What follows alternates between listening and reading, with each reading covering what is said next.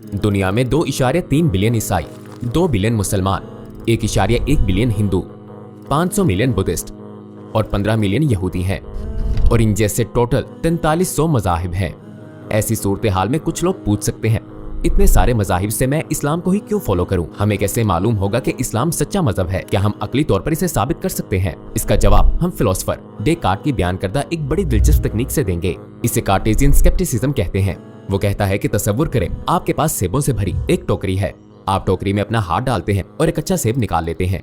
जब आप दोबारा अपना हाथ अंदर डालते हैं तो इस बार एक खराब सेब हाथ आता है। अब खराब सेब फेंकने के लिए एक एक करके सेब ना निकालते रहें। इस परेशानी में ना पड़े कि कौन सा अच्छा है और कौन सा खराब, बल्कि पूरी टोकरी खाली कर दें और फिर टोकरी में दोबारा सिर्फ अच्छे सेब डालना शुरू कर दें। आइए वही टेक्निक यहाँ आजमाते हैं। यानी क्या हम एक एक करके 4300 मज़ाहिब का जायजा ले सकते हैं? मेरा ख्याल है नहीं। तो फिर आइए अकल और दलील के जरिए कायनात में निशानियां तलाश करते हैं। आइए उन शराइत को देखते हैं जो एक सच्चे मजहब में होनी चाहिए। ये निशानियां हमें इस सवाल का डायरेक्ट जवाब देंगी कि इस्लाम ही क्यों। देखें, एक इमारत तामीर करते हुए आप सबसे पहले बुनियाद बनाते हैं। ठीक, तामीर मुख्तलिफ मरहलों में मुकम्मल होती है, लिहाजा हम यहाँ बुनियाद से शुरू करके मुख्तलिफ मरहलों में मज़ाहिब को निकालते जाएंगे। मज़ाहिब को छानने के लिए हमारे फिल्टर्स ये होंगे, क्या खुदा का वजूद है, क्या मजहब की जरूरत है, और अगर मजहब की जरूरत है तो क्या इल्हामी किताब और पैगंबर भी जरूरी है। सबसे पहले आइए इमारत की बुनियाद को देखते हैं।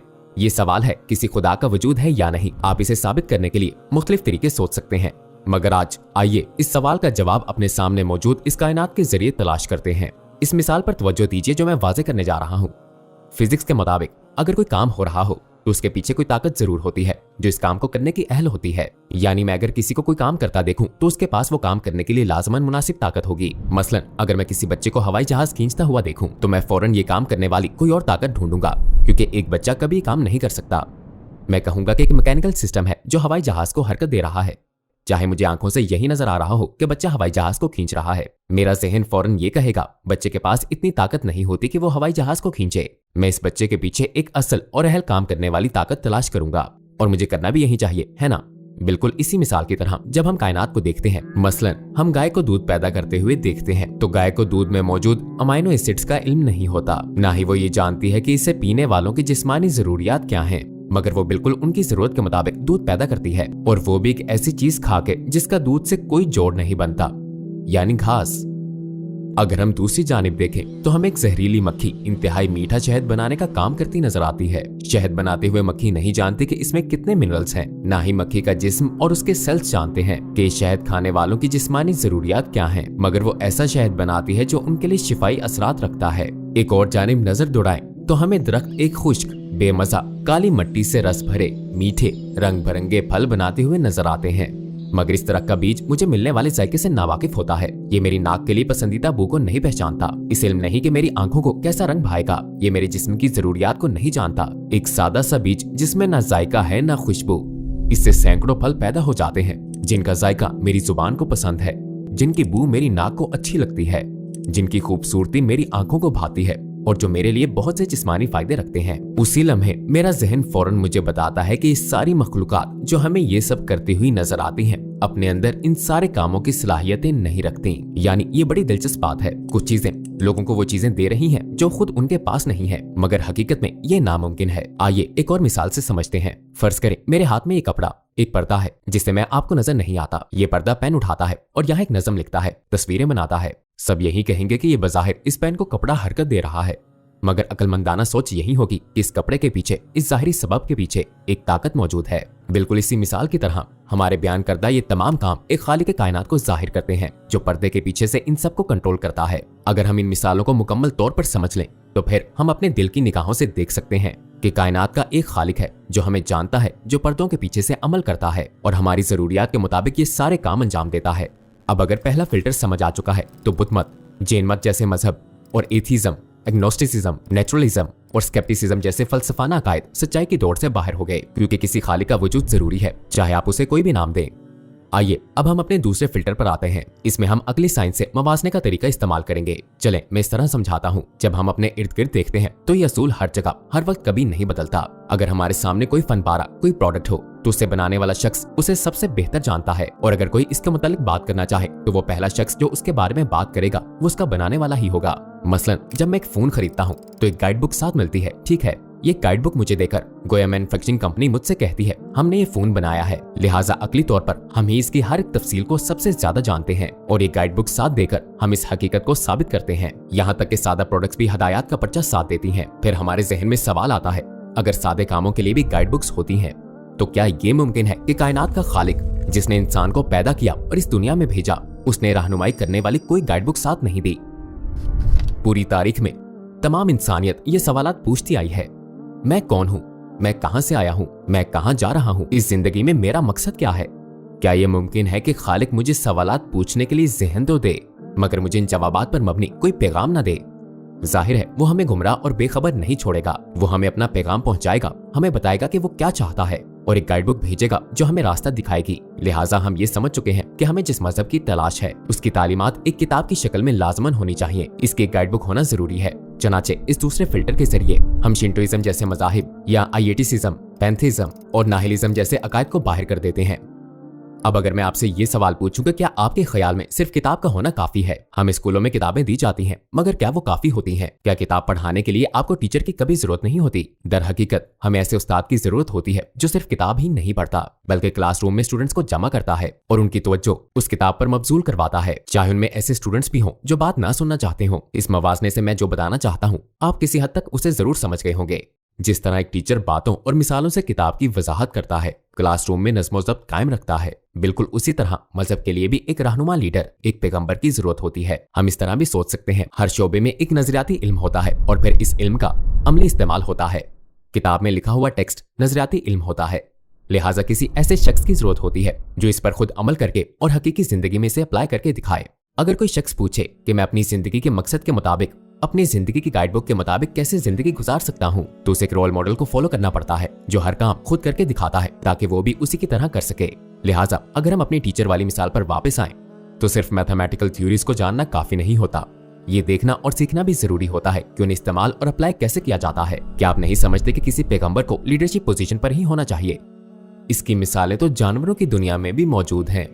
मसलन अगर आप शहद का छत्ता देखें तो आपको एक कम्युनिटी की तरह रहने वाली कॉलोनी नजर आती है जो एक मुश्तरका मकसद के लिए काम करती है। एक मलिका मक्खी को उस सोसाइटी की लीडर मुकर्रर किया जाता है। या आप किसी चूंटियों की कॉलोनी को देखें जो एक मुश्तरका मकसद के लिए काम करती हो, तो वहाँ भी आपको मलिका चूंटी लीडर के रूप में नजर आएगी। क्या ये मुमकिन है कि जो अल्लाह इन मखलूकात को भी एक लीडर, एक रहनुमा के बगैर नहीं छोड़ता, वो इंसानों के लिए कोई रहनुमा न दे? हम इंसानों की बात कर रहे हैं जो चूंटियों और शहद की मक्खियों से कहीं ज्यादा कीमती मखलूक है। जिस अल्लाह ने इंसान की छोटी सी जुबान के लिए सैकड़ों जायके पैदा कर दिए, क्या ये मुमकिन है कि वो इंसानियत को किसी मकसद के बगैर गुमराह छोड़ दे? क्या ये मुमकिन है कि वो पैगंबर भेजकर उन्हें हदायत ना दे? अगर हम इस मिसाल को भी अच्छी तरह समझ चुके हैं तो इस तीसरे फिल्टर से हमने हिंदुइज्म, क्योदिज्म, डरूज अकीदे के मज़ाहिब को भी सच की दौड़ से निकाल दिया क्योंकि ये किसी पैगंबर को नहीं मानते। ये वजाहत भी कर दूं कि हमें जिस मजहब की तलाश है उसमें पैगंबरों के मौत से बयान होना भी जरूरी है। हमने शुरू में कहा था कि दुनिया में 4300 मज़ाहिब हैं। जब हम ये 3 मेयारात अप्लाई करते हैं और इन तमाम मज़ाहिब और फलसफाना अकायद की बुनियादों तक पहुंचकर उन्हें फिल्टर करते हैं तो हमारे पास सिर्फ 3 मज़ाहिब बाकी बचते हैं, ईसाईयत, यहूदियत और इस्लाम।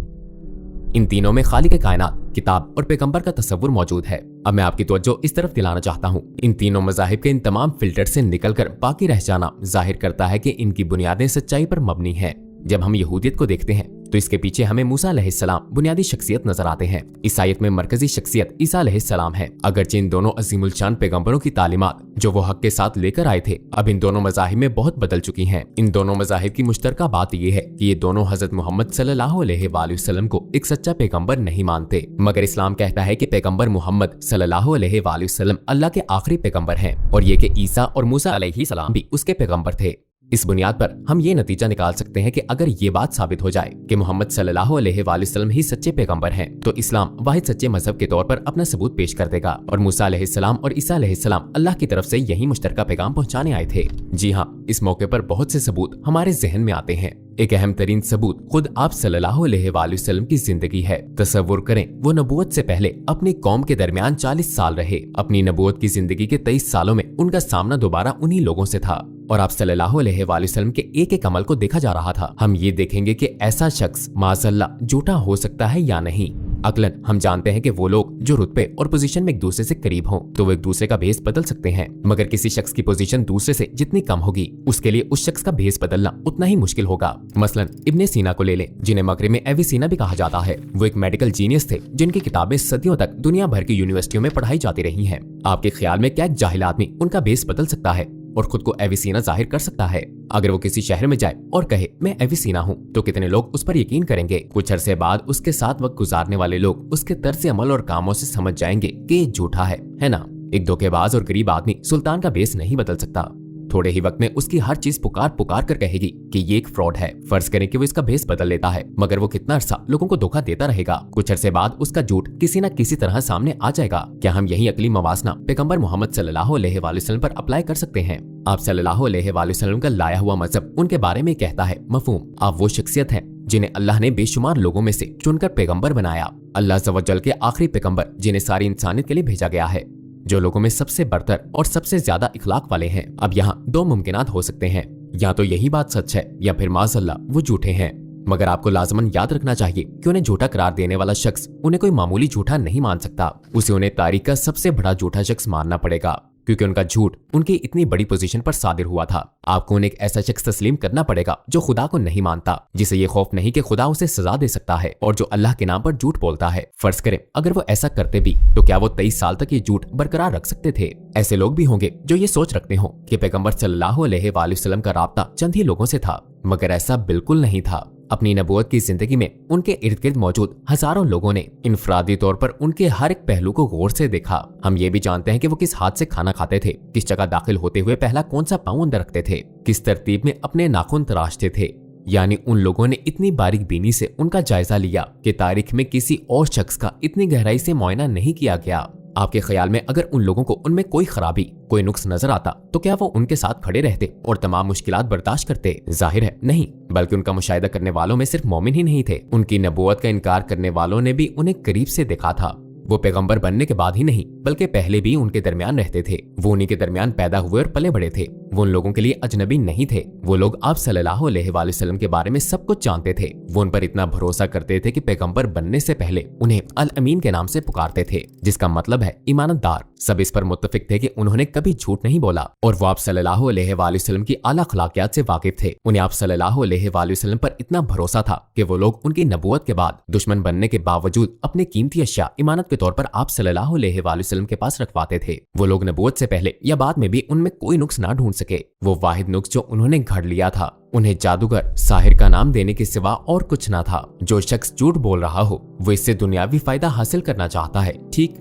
मगर आप सल्लल्लाहु अलैहि वसल्लम के इस अमल ने तो उन्हें कोई फायदा नहीं पहुंचाया, बल्कि बहुत सी चीजें उनके लिए मजीद मुश्किलात का सबब बन गईं। वो कई कई दिन तक रोजे रखते थे। बाज़ औक़ात आप खराब हालात के बाइस सहरी और इफ्तार के बगैर रोजा रखते थे। आयशा रज़ियल्लाहु अन्हा फरमाती हैं, बाज़ औक़ात उनके घर में 2-2 माह तक चूल्हा नहीं चलता था। आप सल्लल्लाहु अलैहि वसल्लम खजूरों पर गुजारा करते थे। आप रात में कई कई घंटे नमाजें पढ़ते थे। तहज्जुद की नमाज किसे कहते हैं? क्या इसके लिए रात के आखिरी पहर नींद से जागना नहीं पड़ता? मुसलमानों के लिए ये नमाज सुन्नत नफल है, लेकिन पैगंबर सल्लल्लाहु अलैहि वसल्लम के लिए ये फर्ज लाजिम थी। आखिर वो रात में इतनी तकलीफ क्यों उठाते जिस वक्त उन्हें कोई देखने वाला भी ना था? क्या सिर्फ एकजुट निभाने के लिए? उन्होंने अपने लाए हुए मजहब पर 23 साल दूसरों से कहीं ज्यादा अमल किया, दूसरों से ज्यादा इबादतें की, दूसरों से ज्यादा गुनाहों से बचे। क्या दुनिया के किसी बेहतरीन झूठे शख्स में भी इनमें से कोई खसूसियात पाई जाती हैं? इन सब चीजों में फायदा कहाँ है? क्या ये वो सब स्टेटस, पैसे, औरतों के लिए कर रहे थे? मुखालिफों ने ये सब चीजें उन्हें पेश की थीं, मगर उन्होंने हमेशा एक ही जवाब दिया, अगर तुम मेरे सीधे हाथ पर सूरज और उल्टे हाथ पर चांद लाकर रख दो तब भी मैं अपने मकसद को नहीं छोड़ूंगा। लिहाजा वो कहते हैं, मेरी जद्दोजहद दुनियावी फायदे के लिए नहीं है।